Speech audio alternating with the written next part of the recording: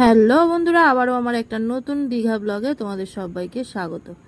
এটা সম্ভবত episode number 5।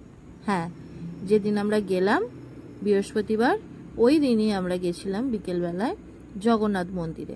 সেটা তোমরা দেখেই নিয়েছো আগের ব্লগে। আজকের ব্লগে তোমাদের সবটা শেয়ার করব জগন্নাথ মন্দির রিলেটেড। যা কিছু প্রশ্ন আমার মনে ছিল আর যেগুলোর উত্তর আমি ওখানে গিয়ে পেয়েছি, সেগুলো সবটাই তোমাদেরকে জানাবো। আমরা যেহেতু নিউ দীঘাতে ছিলাম, তাই আমাদের নিউ দীঘা থেকে ওল্ড দীঘায় আসার যে মেন রাস্তাটা, সেই রাস্তার বাঁ দিকে মন্দিরের মেন গেটটা পড়েছিল। হ্যাঁ, নিউ দীঘা থেকে ওল্ড দীঘার দিকে যেতে যে রাস্তাটা মেন রাস্তা, সেই রাস্তার একদম ওপরেই তোমরা পাবে, আর তোমাদের বাঁ হাতে তখন পড়বে।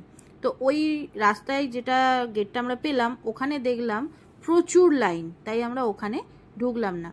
আমরা এখন চলে যাচ্ছি ঠিক ওই বাঁদিকে যে রাস্তাটা চলে যাবে, মানে মন্দিরটা ক্রস করার পরে বাঁদিকে, মেন রোড থেকে বাঁদিকে যে রাস্তাটা চলে যাচ্ছে মন্দিরের ঠিক পাশ দিয়ে, ওই রাস্তাটা ধরেছি। এবং এখানে গিয়ে আমরা দেখেছি জগন্নাথ মন্দিরের 6 নম্বর গেট এদিকেই রয়েছে, আর এর পাশেই রয়েছে পার্কিং। তো আমরা ওখানে পার্ক করে, আর ওইখানে ছোট যেহেতু লাইন, ওখানে লাইনে দাঁড়িয়ে পড়লাম। আমরা যেহেতু গাড়ি নিয়ে গিয়েছিলাম, জুতোগুলো গাড়িতেই খুলে রেখেছিলাম, কিন্তু ওখানে দেখলাম এই 6 নম্বর গেটের পাশে কিন্তু জুতো রাখার জন্য স্টল রয়েছে, এবং সঙ্গে সঙ্গে একটা করে টোকেন দিয়ে দিচ্ছে জুতো রেখে, যেরকম বড় বড় মন্দিরগুলোতে হয় নর্মালি, সেই রকম দিয়ে দিচ্ছে। তো 6 নম্বর গেটের কাছে এলেই কিন্তু এই জুতো রাখার ব্যবস্থাটা তোমরা পাবে, না হলে কিন্তু অন্য জায়গায় এটা নেই। সামনের গেটে ওটা ছিল না। এবারে মন্দিরে ঢুকে গেলাম। মেন মন্দিরে পৌঁছানোর আগে 4টে মন্দির তোমাকে ক্রস করতে হবে, মানে 4টে গেট তোমাকে ক্রস করতে হবে। এই যে প্রথম যে গেটটা যাচ্ছি আমরা, এই গেটের সামনে দেখেছো দুটো সিংহ রাখা ছিল, আর লোক শুধু দেখো। দীঘা সত্যি কথা এখন মানে জগন্নাথ মন্দির হওয়ার পর থেকে মানে পুরো মেলার মতন লোকের ভিড়। সবাই মোটামুটি ওই জগন্নাথ মন্দির দেখতে যাচ্ছে, আর দেখতেই পাচ্ছ এখানে কতটা লাইন। আর সত্যি কথা বলতে মন্দিরের ভাস্কর্য নিয়ে কিচ্ছু জাস্ট বলার নেই, মানে যেদিকে তুমি তাকাবে সেটাই তোমার ভালো লাগবে। সব দিকে ওপর থেকে নিচ পর্যন্ত সবটাই খুব সুন্দর। আর তবে যারা পৈলানের স্বামীনারায়ণ মন্দিরে গেছো, তারা কিন্তু ওই মন্দিরের সঙ্গে এই মন্দিরের ভাস্কর্যের অনেক মিল পাবে, কারণ ওই মন্দিরটাও গোলাপি কালারের বেলে পাথর দিয়ে বানানো, আর এই মন্দিরও কিন্তু গোলাপি কালারের বেলে পাথর দিয়ে বানানো, প্লাস ভাস্কর্য অনেকটা মিল পাবে। তো যাই হোক, গল্প করতে করতে দেখো আমরা একটা গেট কিন্তু ক্রস করে ফেলেছি, আর মিমো কিন্তু খুব মজা পাচ্ছে। আর এখানে দেখো ফার্স্ট গেটটা যখনই আমরা ক্রস করলাম, দু সাইডে কিন্তু পদ্মপুকুর রয়েছে। তো রিমো সেই পদ্মপুকুরের দিকেই ছুটে যাচ্ছে, দেখতে পাচ্ছ, কারণ ফটো ভিডিও এখানে খুব ভালো আসবে, তো ওই সেই জন্য আগে সেখানে যাচ্ছে। তো আমি রিমোকে বললাম চল আগে মেন কাজটা করি, আগে জগন্নাথ দেবের মূর্তিটাকে দেখি, তারপরে সময় তো আছে, বাকি সব কিছু করা যাবে বলতে ও আবার চলে এলো। এবারে দেখো আমরা সেকেন্ড গেটটার দিকে আস্তে আস্তে এগিয়ে যাচ্ছি। তো তোমাদের যাদের মনে প্রশ্ন আসছে যে মন্দির কখন কখন খোলা থাকে, তো সেটা আমি বলে দিই। মন্দির খোলা থাকে সকাল 6টা থেকে দুপুর 1টা পর্যন্ত, তারপরে বন্ধ হয়ে যায়। আবার খোলে বিকেল 4টে থেকে রাত 9টা পর্যন্ত। তো টাইমিংটা বলেই দিলাম, আর দেখতেই পেলে তোমাদের সামনেই। আমরা এমন টাইমে গেছিলাম যে লাইট না জ্বালা অবস্থায়ও মন্দিরটাকে একবার দেখে ফেললাম, আর সব লাইটগুলো একে একে জ্বলে গেল, তো সেটাও দেখতে পাচ্ছ। আর রাত্রের দিকে এই আলোর জন্য পুরো মন্দির এরিয়াটা এতটা সুন্দর লাগছিল যে আমি ভাষায় বলে বোঝাতে পারবো না। তো যাই হোক, চলো আমরা সেকেন্ড গেটটাতে ঢুকছি।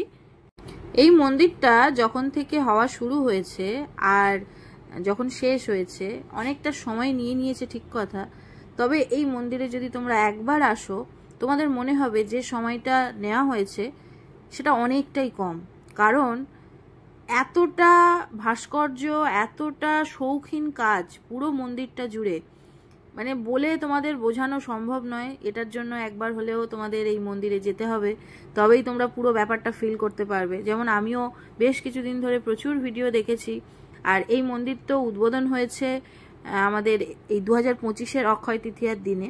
তো সেইখান থেকেই আমি চেষ্টা করছিলাম যে কবে যেতে পারি, বাট হয়ে ওঠেনি। কিন্তু এই যে গেছি, আমার মনটা সত্যি ভরে গেছে।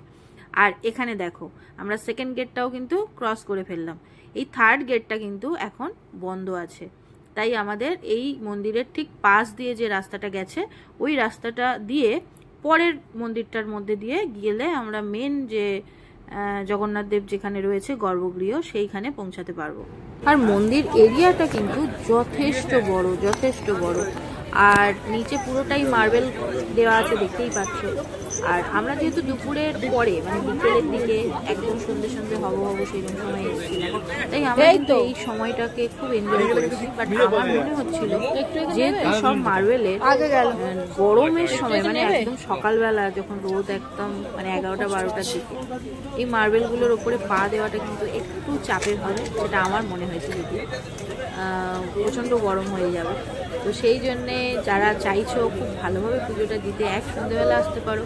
আমার মনে হয় এটা এই টাইম দুটো সবচেয়ে বেস্ট হবে।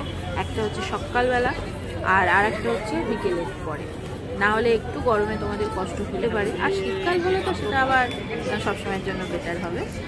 তো আমরা দেখো এবারে গর্ভগৃহের যে মন্দিরটা সেটার মধ্যে ঢুকবো, কিন্তু তুমি যেখানেই তাকাবে যেদিকেই তাকাবে শুধু মানুষ আর মানুষ দেখতে পাবে। আর সব থেকে ভালো যেটা এখনো পর্যন্ত মানুষের আমার মনে হয় এত ভিড় হওয়ার কারণ, প্রত্যেকটা মানুষ না হাতে দেখো ফোন, প্রত্যেকটা মানুষের হাতে ফোন। এই যে সুযোগটা সব জায়গায় থাকে না, সব জায়গায় মন্দিরে প্রবেশ করার আগে ফোন বাইরে রেখে তবে যেতে হয়।